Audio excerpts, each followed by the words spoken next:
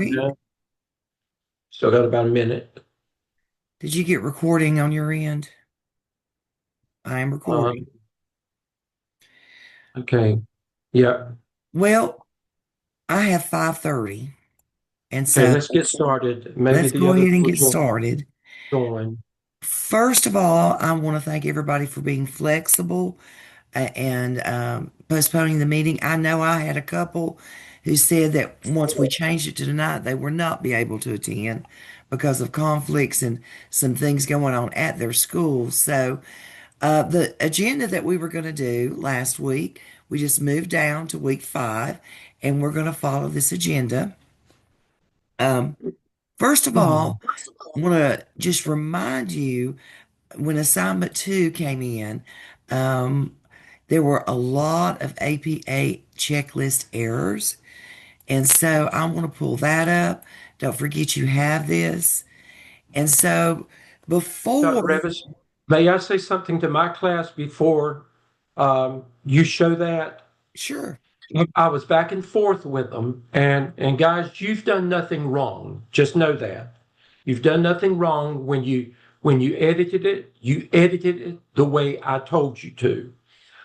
But it was not the easiest thing for Dr. Revis and me to work to figure out. And when Dr. Revis did finally figure it out, I had already told everybody what to do.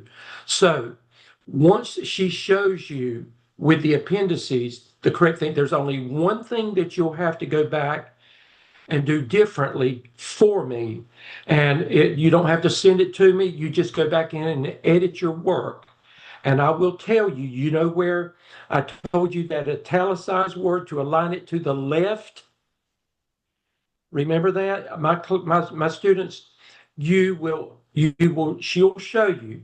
You center it under the heading um, Appendix A or whatever, you'll center it under that, and it will also be in boldface print, and you'll take it out of italics print. It'll be straight print. She'll show you that. So you've done nothing wrong. I didn't bother you with it because I knew we were going to do this, but go back and fix it the way Dr. Revis is going to show you, and you don't have to show it to me. Just know from this point on, that's what you do based on what Dr. Revis is going to show you. Now, the reason we're being such sticklers with APA on assignments 1, 2, and 3 is those assignments will be turned in to reviewers from Gardner Webb. Okay, remember last semester we took our assignments and we put them together and turned them into task string. That's what you're going to do with these 3 assignments. So they're going to be looking for APA. So don't forget your checklist. There were some capitalization errors in there. Um, didn't really have any issues with figure formats.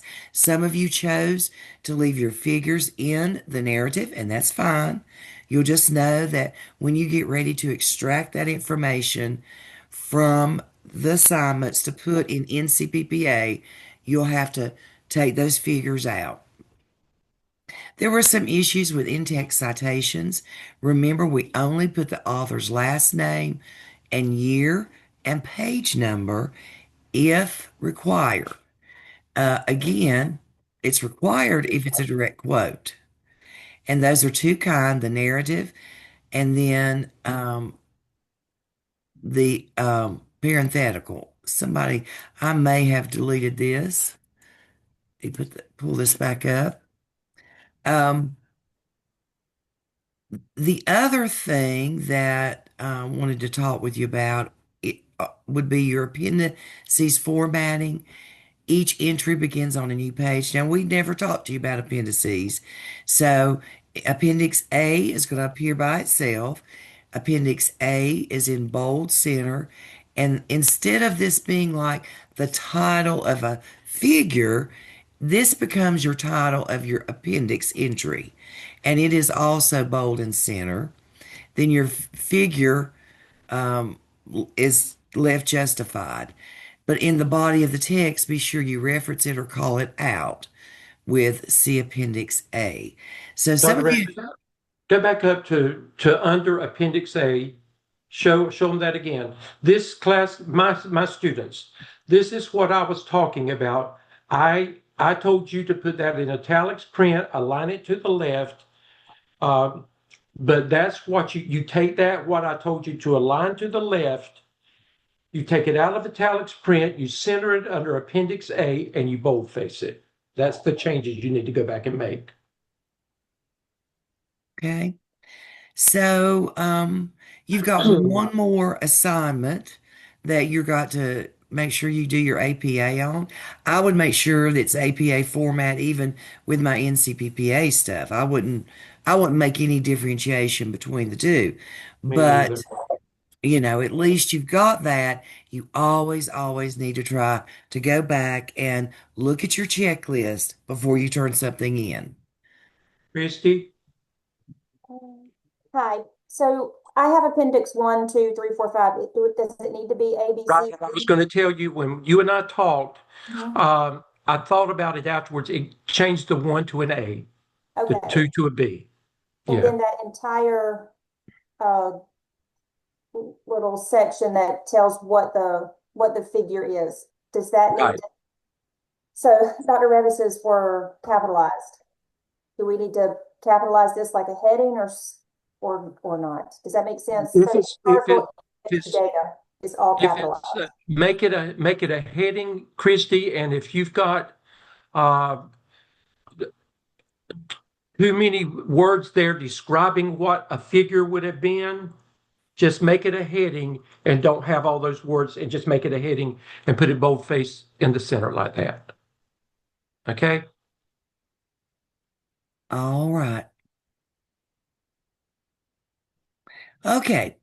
I want to talk a little bit about your AI reports and your similarity reports.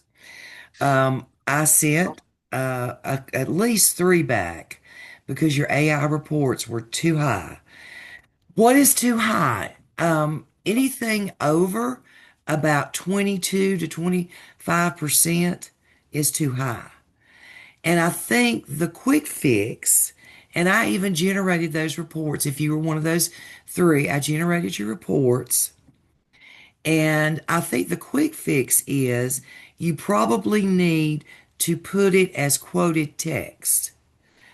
And that way you're citing it author, date, page number. Be sure you put the page number in.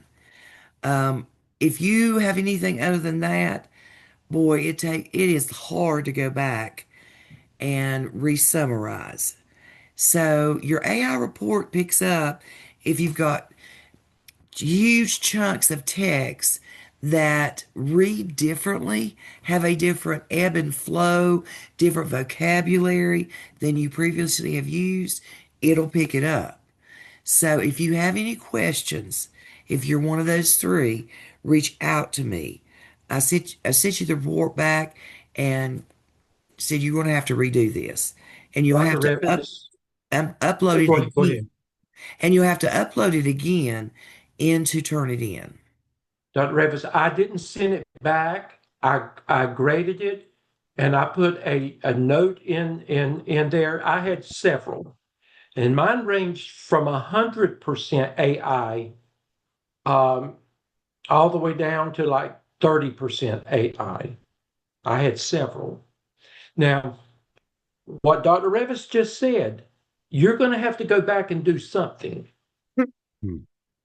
You're going to have to go back and do something and fix something because it will continue to show AI no matter where it's submitted. Now, I actually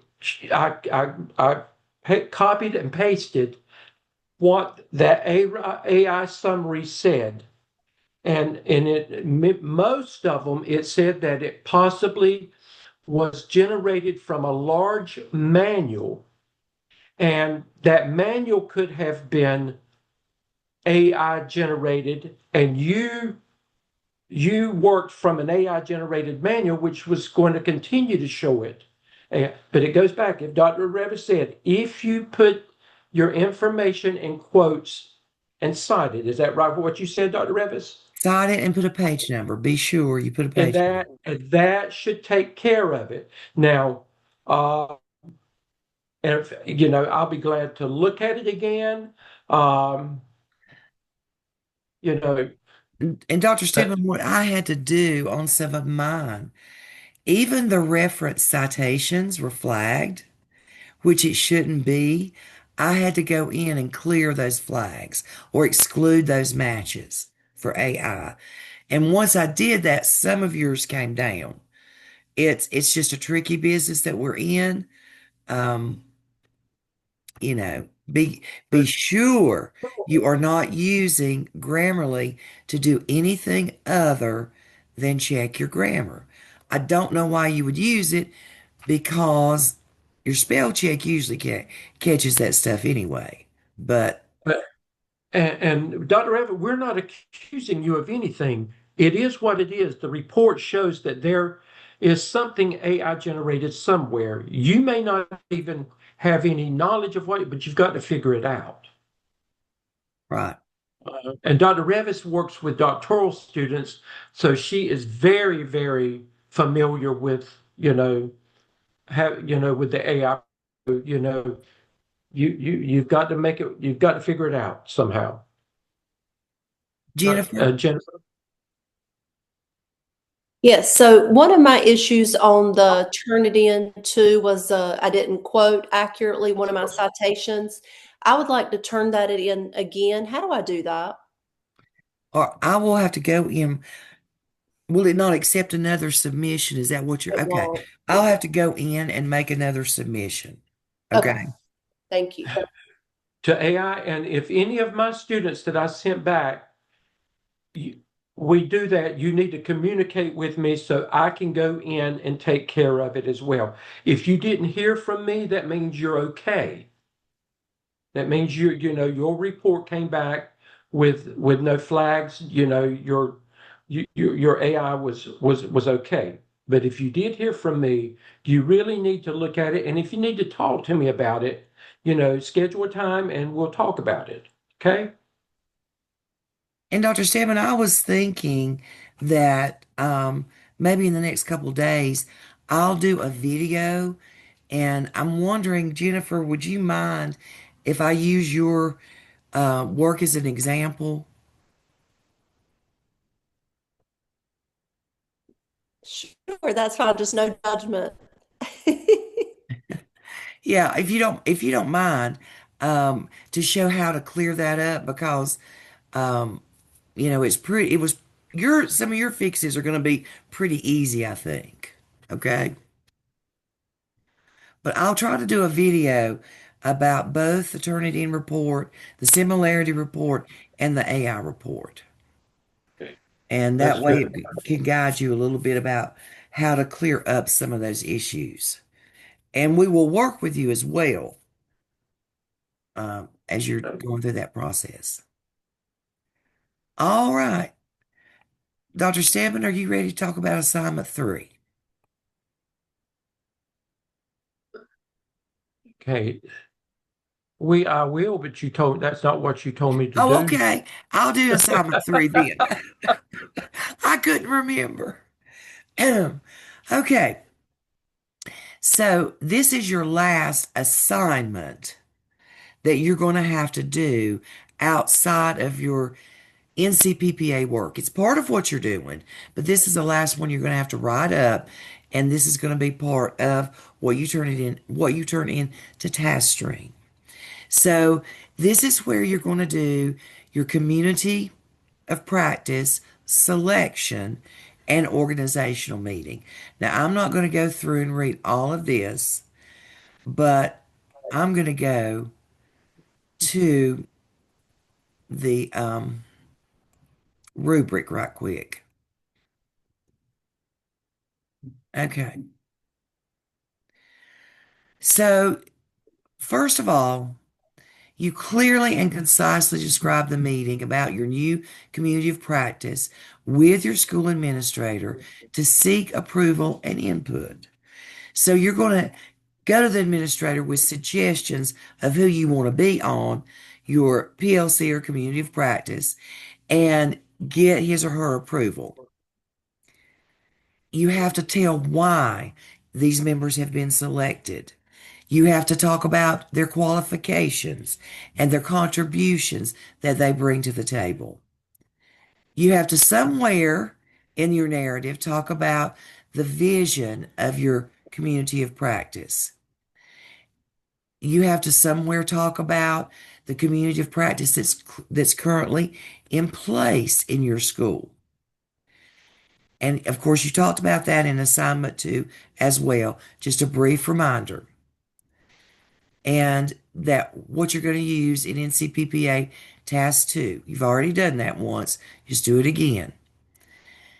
Clearly and concisely describe all the requirements of the organizational meeting. Here are the requirements. You develop an agenda. You mention it in the text. You put it in the appendices. You facilitate the development of the group norms. You should actually do that with your community of practice. Your norms are listed in the appendices and discussed in your narrative. You facilitate the assignment of group roles and responsibilities. Is there somebody going to be taking notes? If so, assign that note taking, a timekeeper, etc. How are you going to make sure that notes are distributed to other members of the team after the meeting, and so on and so forth? You share the community of practice vision and seek buy-in. You can build your vision during the meeting. A lot of you built that last semester, however. You facilitate the development of a plan for how your group is going to work together. Talk about your group learning approach. Most of you are going to use exactly what your school has been using. Remember, it has to facilitate inquiry and learning. You're going to have to facilitate the group's identification of what strategy, instructional strategy, you're going to work on. And you're going to have the discussion, do we think we need any professional development? Okay? And then you facilitate the agreed upon meeting schedule. So let's look at helpful hints. Dr. Ravis, I would suggest Dr. Ravis, before yes. you do that, go back up to the thing. Please note that we're in the accomplished column. Yes. For, That's all I'm going to talk notice about. all of those connecting words, and. Now, when this goes to the evaluators, this is the column that they pull from. And if you leave out one of those ands, they automatically go back to the next column because your work is not accomplished. So you make you a checklist and you make sure that you have addressed every one of those ands. Mhm. Okay? That's a good point. Thank you. Now, I would like for you to use the headings that we put in the helpful hints. Are they going to flag and turn it in? Yes. We can exclude those flags. That's simple. But you can't get too closely to what I'm writing here. Okay? So be sure you rephrase this. This talks about how you just had your discussion and meeting with your principal and got their approval. This tells about the PLC selection, who you selected, why, and what credentials they bring to the table. Then there's a section on the vision. All right, in my example, I pulled out the vision that we used, or it was called the hypothesis last semester, because I had already shared this with my community of practice. I wasn't called a community of practice. It was called my focus group, if you will, last semester. And they provided feedback as we were looking at the target student growth group and identifying strategies, and gave you feedback on the action plan.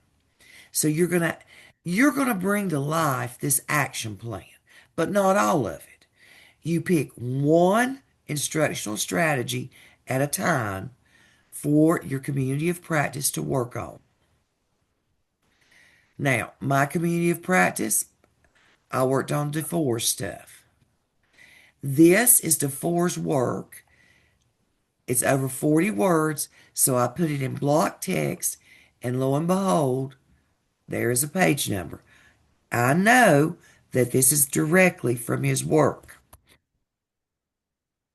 Our school added an additional step, and then I talk about this cycle, which has to be in there for NCPPA. Then I talk about my organizational meeting, my agenda. Notice the C is a lowercase because it is part of the sentence. And then we built our norms, our shared vision, reviewed the 5 years of data very quickly, and then proceeded to review the action plan. This group decided they were going to implement graphic organizers as their first instructional practice. Yours may decide on whatever. Now, if you don't have any instructional practices listed in your action plan, you're going to have a problem. You're going to have to come up with some, which that's why we tried to force you to do that. Then we talk about any professional development. Well, the group agreed we wanted our instructional coach to give us a refresher on graphic organizers. Okay? And that comes later during when you're meeting with them. And then the schedule of meetings, the final thing on the agenda, da da da da. References start a new page. Each appendix entry has its own page. Any question? Nicole? I might be having a blonde moment. The norms that you're discussing, what norms are you discussing? That When you bring your community of practice together in their organizational meeting, Mhm. you all will decide on your norms. Okay? Like when I think of norms, my thinking is norm reference and data. I don't think that's what you're No, talking about. So that no. what are Group norms. I'm sorry, group norms. Like, we're all, can we all decide that we're going to be on time and be prepared for okay, every deal? okay. The And group norms. Nicole, Thank you. DeFore's model, he lays out group norms that you could emulate. That I did I made an Okay. agenda on the Okay. assignment too that had norms in it. I just got Okay. confused Gotcha. for a second. Okay. Yeah, that's fine. Any other questions? Guys, this is still due on the 24th. So you have almost 2 weeks to hold your meeting and get it written up. Jennifer? Okay, I just want to make sure I'm clear. We're just picking one thing from our action plan to focus on. Okay, Yes. thank you. Right now, just one thing, okay? And you're going to talk about, we'll talk more about that. Any other questions on this assignment? All right. That is it for what you have to do in Task Stream.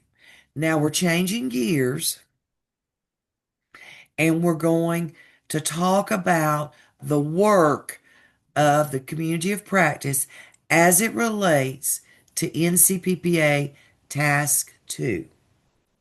Dr. Stanmore, were you going to talk about this? We just open up the peer review team so we can show them Okay.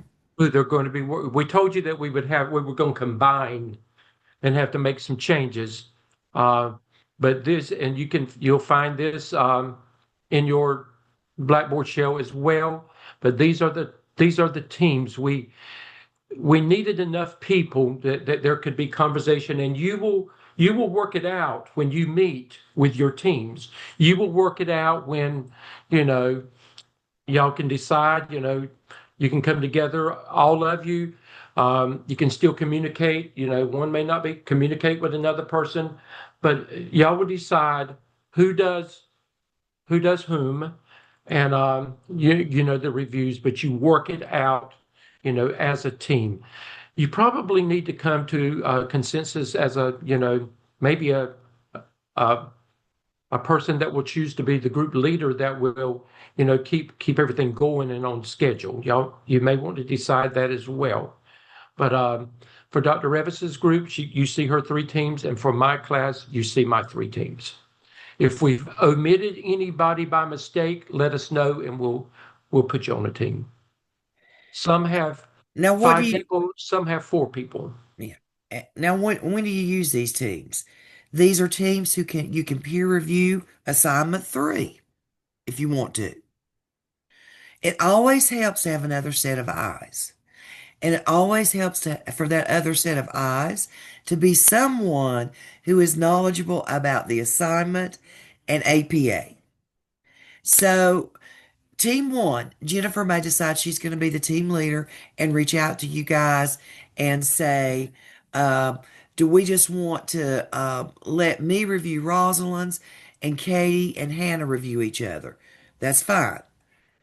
If you want to pair up who's going to do who, or you can switch them up because you're also going to use these teams when you're peer reviewing your NCPPA documents.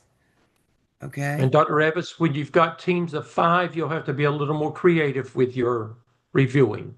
Right. And, but you work as a team and you figure that out. And Dr. Revis, also, let's just say, for instance, I'm looking at mine, team 1, Mary Kate.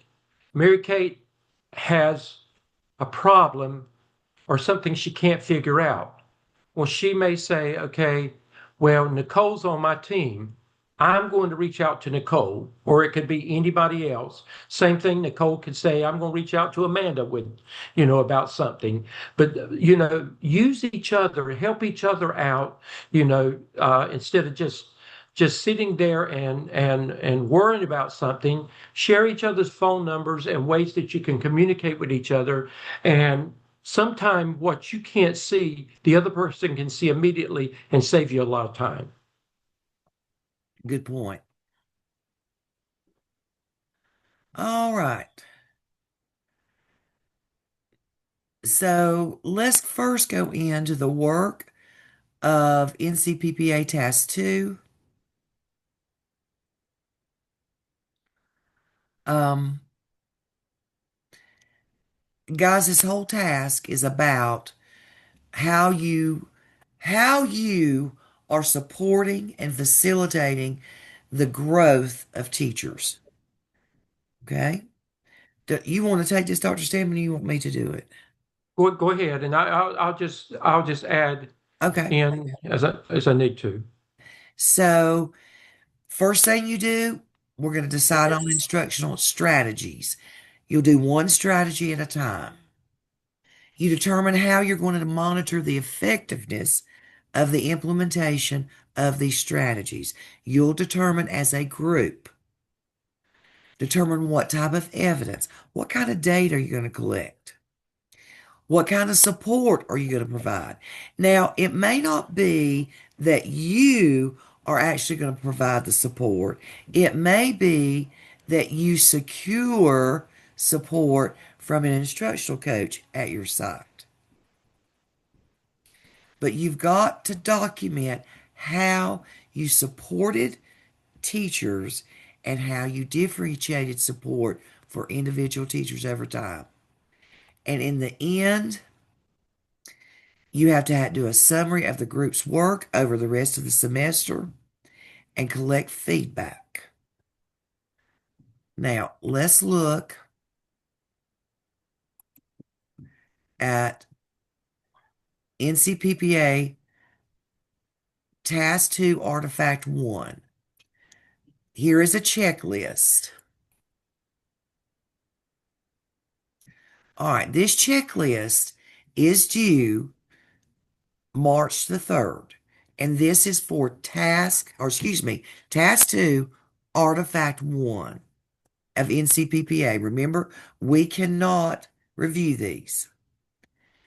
All right. This comes directly from your handbook. You provide a description of the priority area and the group and a memo of up to 2 single-space pages up to 1,000 words. written to your principal to explain the academic priority focus area and the group of teachers that will address it. You can pull a lot of this from your assignment 1 that you've already done. And as you're reviewing, all of these things should be in there. Dr. Revis, go back up. Okay, now you see you can have single-spaced pages up to 1,000 words. This goes back to why we highly recommended that you not put your figures in your narrative work. Because if you put your figures in your narrative work, that counts as a part of your 1,000 words. And your But page when number. you and page numbers, Yeah. when you put it in the appendices and make it Appendix A, Appendix B, we'll show you in just a little bit. They go somewhere else, and they do not count in your word count. Did I say that right, Dr. Revis? That is correct. That is Okay. correct. So your peer reviewer, whoever's peer reviewing you, will go through and thoroughly check each of these. And they will provide comments on each section. An explanation of the focus of the improvement work for the group of teachers. Okay? Check this off. Provide comments. And so on and so forth.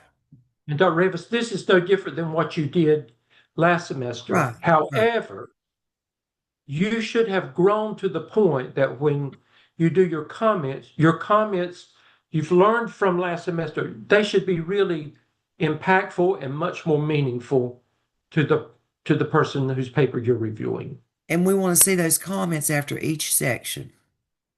And we're forcing you to put those comments. You're also going to check their number of pages and words. And then for your appendix documents entries, you put them in category documents. I think there are 3 different categories that you're going to put documents in for this artifact. Category 1, your background data and other information that defines your academic area and focus selected. All right, that would be things from assignment 1, right? Your data showing why you decided on this priority academic area and why you decided on the group of students. A list of teachers or other staff groups existing in the school. You may not have this right now, but you will definitely need to gather this information and put it in as a Category 2 document. You will also pull from assignment 3 your teacher A, B, C. Remember, everything has to be blind for the teachers who are working actively in your community of practice. Dr. Ravitz, on category number 2, a list of teacher or other staff groups, how do they do that to keep anonymity from their school and not naming people? Well, let's say that you're in an elementary school and every grade level has a community of practice. That's what you could say that, and you're just going to. I would just on that one. I would just put grade level community of practice is what we do, and grade level kindergarten has 5 teachers. Okay. First grade has 4. Whatever. You're You don't not going to name the put their teachers up. names. Right. I don't think you're ready in this task or artifact. You're not ready to submit your agendas and minutes. Well, you will have an agenda for your first meeting, but that's it. You're going to have several meetings.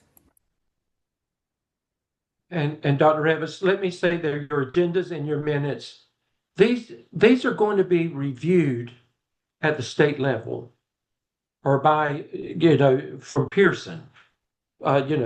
Please make sure that they're very professional.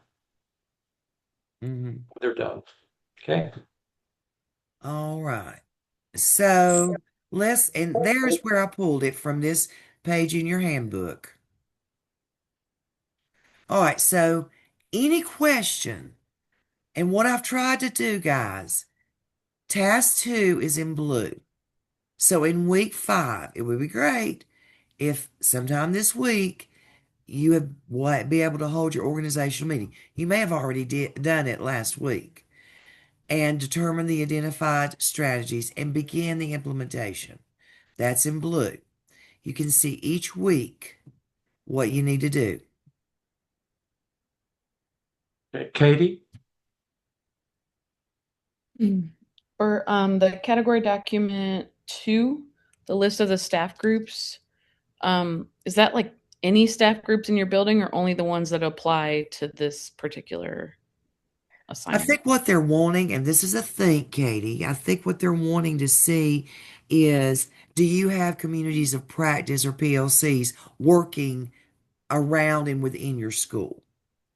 Okay. So you might want to say that you have content area by EOC course tested data, tested areas, or like I said, grade level or whatever. Okay. I'm assuming that's what they're wanting to get a feel for whether your school has been accustomed to working in communities of practice. I don't Yeah. know. I'm guessing. Yeah. The culture of communities of practice Yeah. in your school. Yeah. Thank you.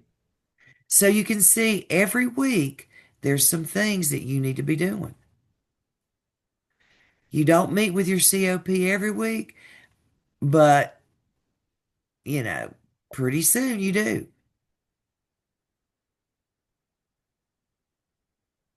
Now, at some point, let's say in week 9, we've collected data, and when we meet in week 10, we're going to say, okay, guys, according to our data that we've collected, and remember that could be participation data. Remember all the kinds of data that you can collect. It may be some formative assessment data, whatever. Let's say that our data indicate that we've mastered this strategy. We're ready to move on to another strategy in your plan. You can do that. You don't have to. If you don't feel like as a group that we got this, then you can keep working with the same strategy over and over and over throughout the semester. But you're always facilitating discussions on feedback, data collection, support, and next steps. And remember, in the minutes of your meeting, it'll indicate that. Right. Right. Any questions on that community of practice that you're running this entire semester? And at the end, um, you'll prepare all your documents, and we've got some things sprinkled in here when you will review different things. Langley? This may be a crazy question. I've clicked through everything on Blackboard. Where can I find this document that you're looking at? It should All of, be. all of mine that say task 2 are not, can't click on Go- them. Like it no, just go- says, Okay, go under, come on down, Dr. Revis. No, go under syllabus, policies, and other. No, go under course schedule. It was, you'll see it. Course Right schedule. here. Uh-huh. The one that's visible to students. Click on that. okay. Open it up. You see it, Langley? That's a great question. It's a live document, guys. We're going to be adding to as we go through. When we have meetings, we're going to be adding, details of our meetings. Right now, you just know when your next meeting is going to be is March the 4th. Right. That's the same document that we've been, Dr. Revis and I have been using, Langley. All right. Thank you. I'm so sorry. That's No, okay. that's No. a very legitimate question. Okay. Anything else on this? All right, let's go back up. Now, let's talk about task 3. What is task 3 about? Well, task 3 should be done in the summer, but you can't do it in the summer because it requires you to work with a specific teacher. So, what we've tried to do, and here's a video. I'm not going to do it tonight. You do need to view this video. But what we tried to do is look at this task 3 and have you working with a specific teacher throughout this semester as an extension of your community of practice. So this is the instructional coaching cycle. These are the cycles that you will need to facilitate with your selected teacher. Now, it doesn't mean that you are going to be doing the cycle, but you have to facilitate that happening. Okay? So you select a teacher to serve as a volunteer and select 2 or more of their class sessions for an observation. They have to sign forms. You have to record at least 2 observations. I would get in the back of the room and only record the back of students' heads, because if you get in to showing students' faces, then you have to get in to having student and parent permission. Now, these permissions are found in your repository of resources. Let me go back and show you where those are.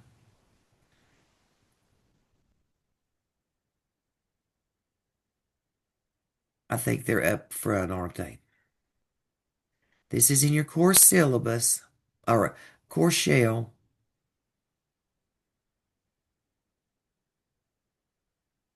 Maybe it's that. No, not there, not clinical resources. We'll come back to that.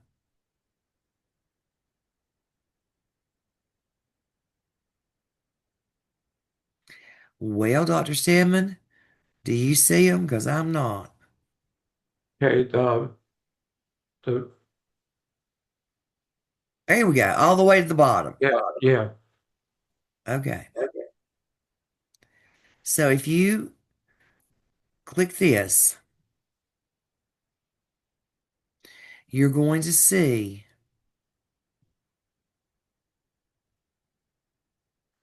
consent forms. Here is a pre-observation template that you're going to have to use it before you observe that teacher. Here are district informed consents, a parent informed consent, student informed consent. Of course, if you're working in high school, you'll have to do that. But you have to do the teacher informed consent because they have to know and sign off on this before you're allowed to work with them and to videotape. Okay?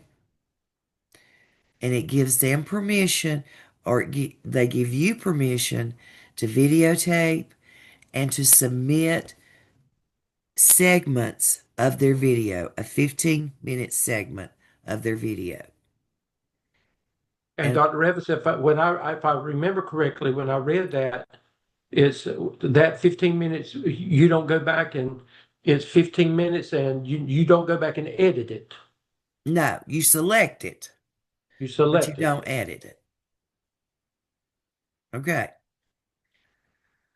So the first thing that you're going to do to get started on this task before you do an observation, you're going to visit 3 or more classrooms similar to the one you've selected. Well, those would be teachers who are in your community of practice, and you're just getting a feel for, samples of student work. These are informal. These are like walkthroughs or instructional rounds, and you're just going to collect brief data, observation visits. You're getting a feel for what kind of strategies this teacher should be using. Then you conduct your pre-observation meeting using that form. Dr. Revis, if I do walkthroughs or instructional rounds, could I probably accomplish what I needed in a classroom in No. maybe 15 minutes? No. How much time would I need to be in You there? need the entire lesson videotaped. Okay. Okay? And right now, you just videotaped a whole lesson. All right? That's all you need to do this semester. And then this gives you a week by week of what you're going to do. By week 7, you should be conducting the pre-observation meeting with that teacher.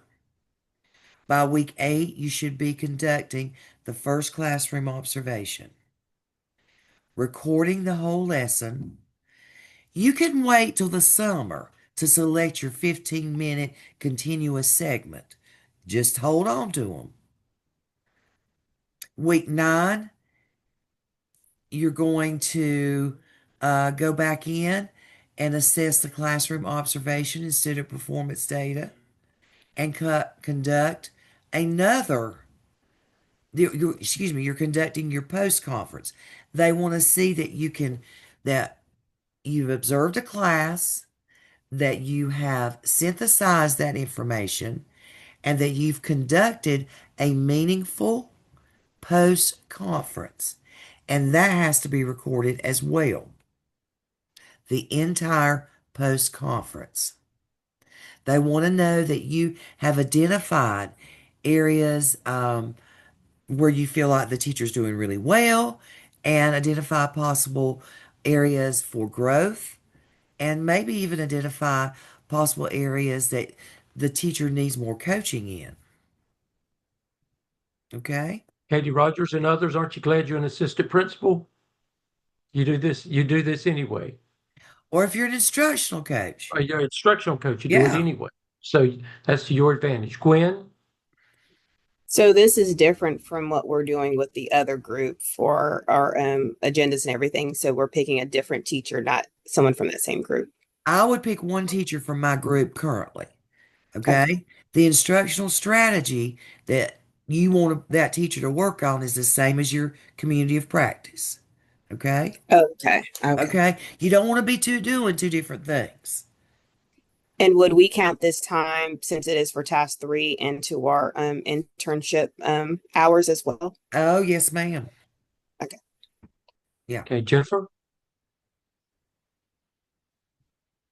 So you might have just answered that, but so we want to stick with the same academic area of need, or can we choose another academic area if we feel stronger coaching that?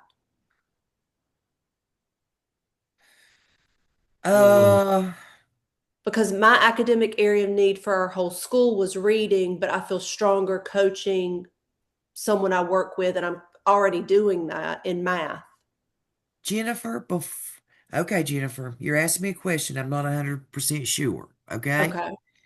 I would suggest, before we answer that question, go back to this video.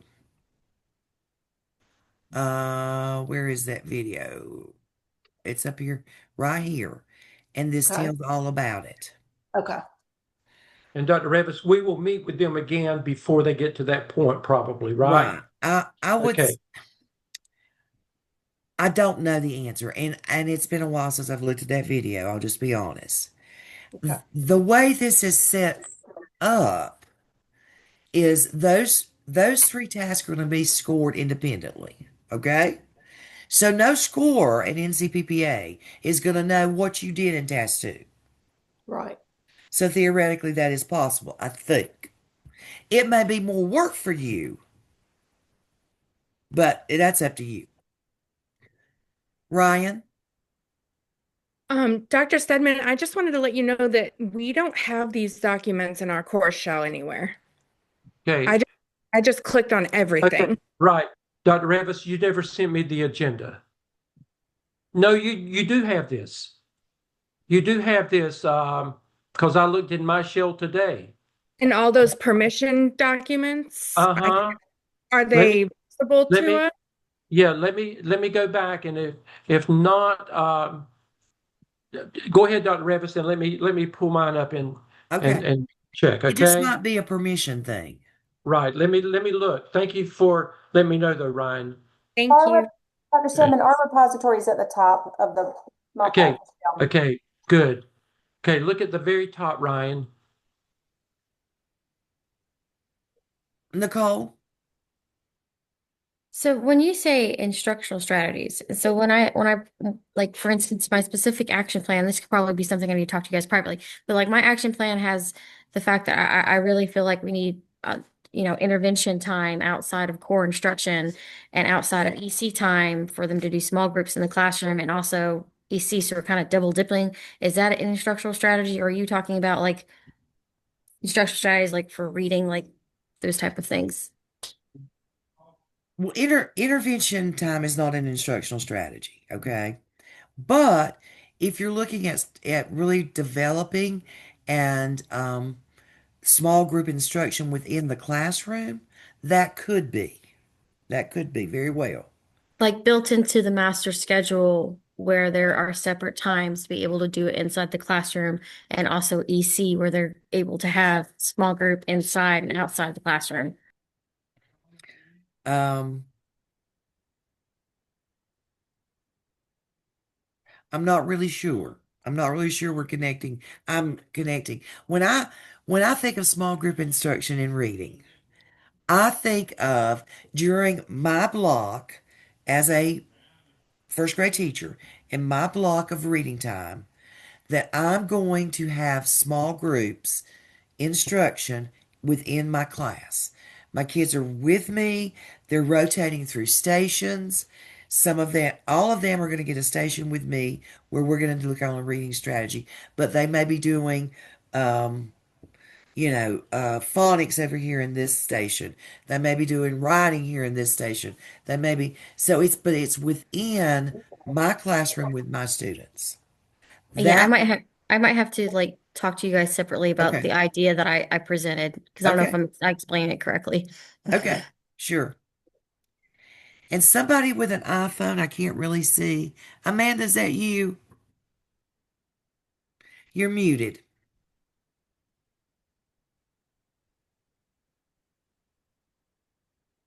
Hey there. Hey.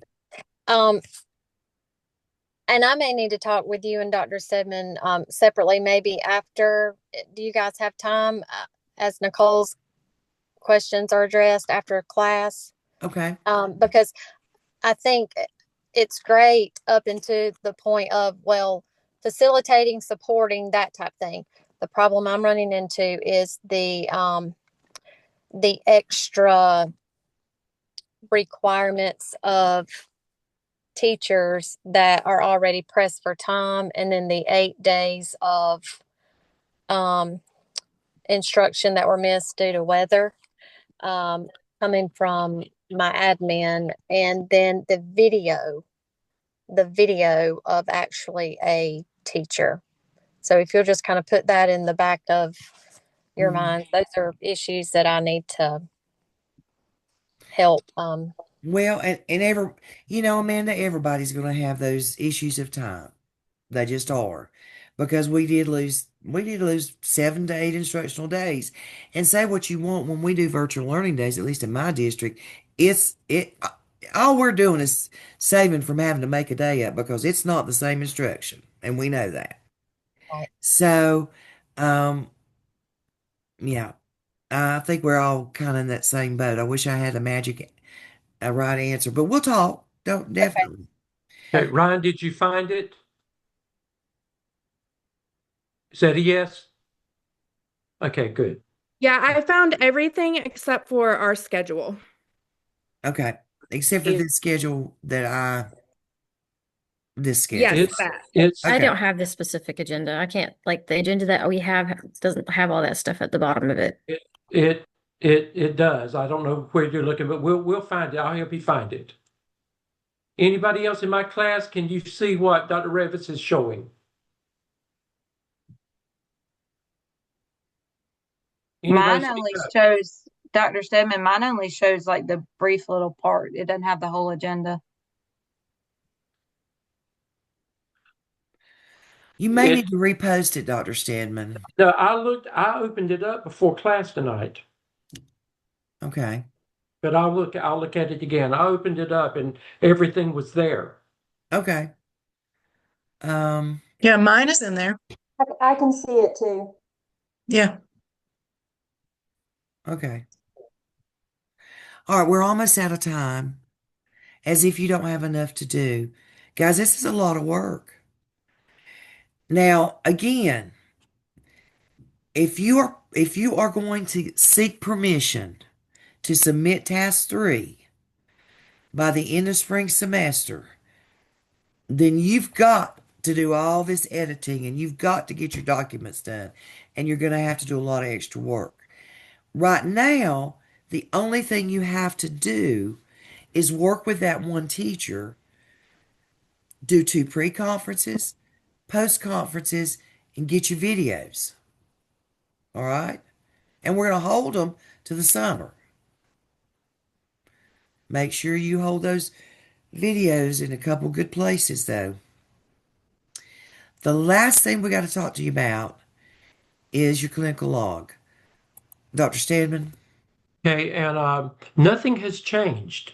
You still are required to do, I think all of you are if you're in the 3-semester program, remember you have to do, well, all of you are in the 3-semester program. So remember you're required to do a minimum of 100 of your 200 hours, and it is due to us by March the 3rd. You've got in your shell, you've got the same information, the form, the template to complete your hours on. You've got the exemplar in there. Okay, somebody reach out to Ryan and anybody else and show them the whole agenda, what we've been working through tonight. But everything that you need is there. And this semester, we're going to force you to use this template that you count up the number of hours that you have in these different categories. This is for the whole semester. All right. And remember, Dr. Revis and I worked closely with you on this last semester. So a lot of the things that it was sent back or you had to correct or whatever, please work very, very hard not to make those same mistakes. You can't have so many hours in this area, so many hours in this area. So please make sure that you're very conscious of that and that you clearly identify things as we've shown you on the exemplar. Okay. And Are there any more? Go ahead. this, let me just, on this particular template, it says APSL portfolio. That's anything you're doing for NCPPA or for Gardner Webb. Assignments 1 through 3 and your tasks 2 and or 3 in your portfolio. Dr. Revis, it actually should be AppTel portfolio. Or I think we just need to change it to Just change NCPPA. More. NCPPA, yeah. Because, yeah. But I can't change this one. This is Yeah, not we can't change. But anyway, you know what you're supposed to put there, and we'll Okay. correct that. And so when you're turning it in mid-semester, we need to see 35 hours of leadership, only 5 hours of supervision. You cut these in half. Right. Mid-semester. And remember, it's a requirement. You have to continue your internship until the very end of the semester. You cannot stop because you think you've got the hours clocked or whatever. It has to be ongoing until the very end. Rosalind, you have a question? Yes. When we're recording our observation, what is the suggestion for the device? I'm thinking about when it's time to upload the video. What would be the best format or device to use to record with? Let's look in our NCPPA handbook Okay. and see what format. That's great. A great question, Rosalind. Let's look in our NCPPA and see what formats of videos they will accept. And you're probably going to have to compress them and do all that business. And I don't know a thing about that. So I'm going to have to depend on some of you technology people for that. Rosalind, would you have time to look that up? And if you'll look that up and just send me an email, okay? After class. And that's something that we can discuss the next time, because you will not be doing it until if you do it, it'll be after our next time we meet. Langley? Last semester you gave us a date for the clinical log to work to. Do you have that date for this semester? 'Cause we do Yes. have to turn it It's on in. there. It's on there. Okay. Mid-semester is due by March 3rd. Okay. No, the end of the semester. You said we had to work. We there haven't an put end? that in. We haven't put that in there yet. Okay. I don't think we have done Revis. Final log, 424. Okay, we did. We did. Okay, so we should have hours up until 4/24 is what you're saying. Yes. Okay. Right. Perfect. Thank you. And then that means after 4/24, if you continue doing things, you can start banking those hours towards your summer. Summer is a little funky time for you. So yeah, you need to bank anything you can. Anything else? Leah, how are you? I had to unmute. Good. How are you doing? Good. I want to get not clarification. I might have to talk to you separate. With forming the groups, I know it's a content area. If I use a content area like ELA, but if I want to use like a EC teacher, a kindergarten teacher, they all teach ELA because of the instructional strategy that I would like to use, or a second grade teacher? Or are you saying, can I use all first grade that they teach ELA? Or do I have a variety of, cause it's the content area that they teach? Okay, it depends on the plan Okay. that you developed. If you Okay. develop the plan that you're just going to focus on, a grade level, then that's Mhm. all we do. And pull in, like if your target student group is students with disabilities, I definitely would pull in my EC teacher. Most of you said, I'll tell you this, most of you said, did not, in elementary school, you didn't make a delineation that it was one grade level. You said many grade levels. Right. Here's what I would say to you. For your sanity and everybody else's, I would just focus that PLC in one grade level, because most of the time you do have common planning.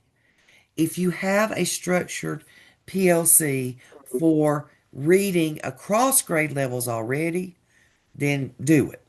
Okay. Okay? Does that make sense? Yes. That's what I'm, yeah. All right, Work thank you. smart. Work smart. Right. Dr. Revis, you're going to have to bring closure. We've got to get ready for our next class. Guys, once you get this document, and those of you who already have it, go through and make yourself a timeline. It tells you every week what to do. Again, this is Gardner Webb work in yellow, NCPPA Task 2 in blue, Task 3 is in green. And it's a week by week almost.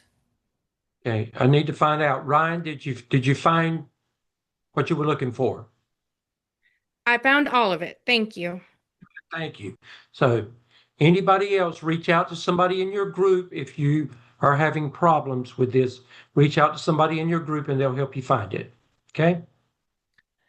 Guys, this is a lot, and we know it is. Your priority has to be task 2, right? but I don't know how you get out of doing task 3 right now. Again, the easiest thing to do is pick one teacher in your group that's you're working with this semester and go more in depth with them. I don't know how you'll do it in the summer if you don't. But you're smart and you can figure it out. And all of you know that you are great time managers, or you would not be back here with us this semester. All right, thank you, Rosalind. She put in the chat box the video acceptable types of files. Thank you, Rosalind, for getting that so quickly. Page 88. I mean 89. All right.